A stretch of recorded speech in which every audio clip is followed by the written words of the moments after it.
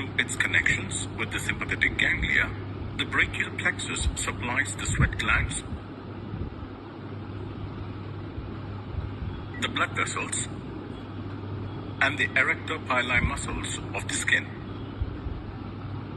Location: the brachial plexus lies partly in the posterior triangle of the neck and partly in the axilla. Formation: the brachial plexus consists of roots.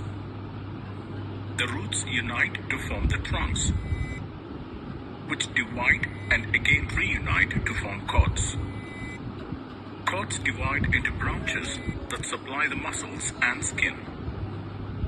The roots, trunks, and divisions are supraclavicular. The cords and their branches are infraclavicular. Relations: supraclavicular part.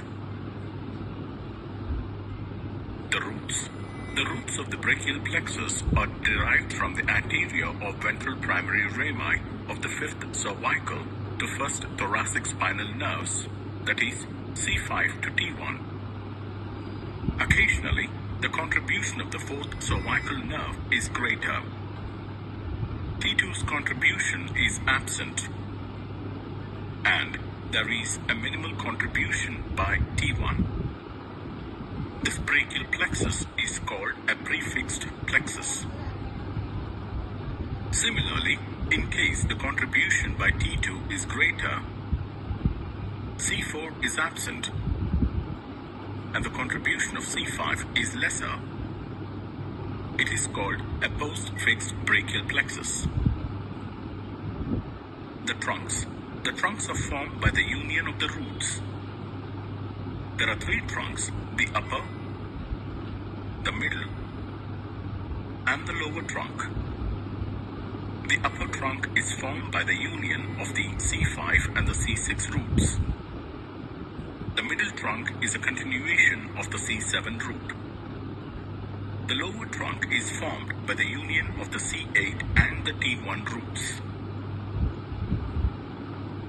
The divisions.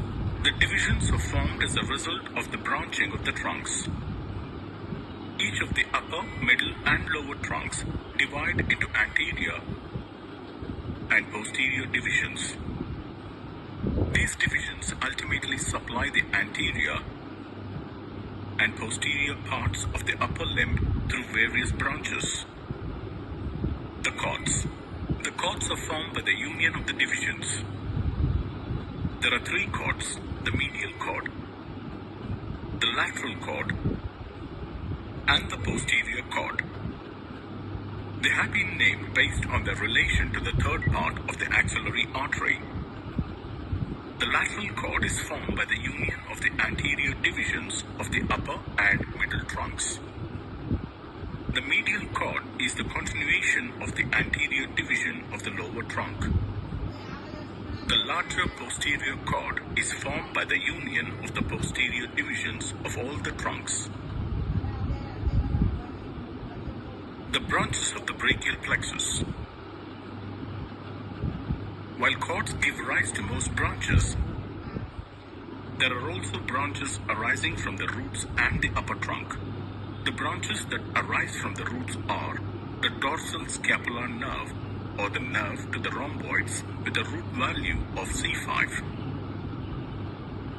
and the nerve to the serratus anterior, or the long thoracic nerve with a root value of C5, C6, and C7.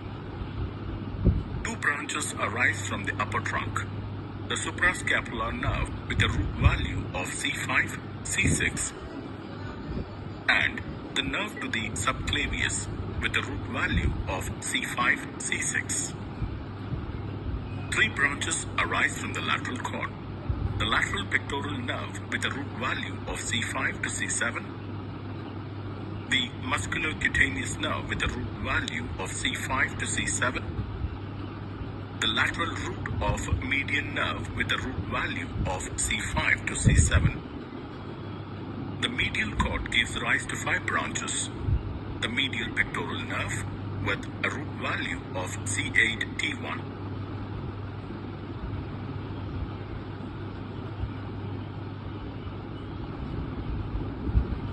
The medial root of median with a root value of C8, T1. The medial cutaneous nerve of the arm with a root value of C8, T1. The medial cutaneous nerve of the forearm with a root value of C8, T1. The ulnar nerve with a root value of C7, C8, T1. The posterior cord gives rise to 5 branches. The upper subscapular nerve with a root value of C5, C6. The lower subscapular nerve with a root value of C5, C6.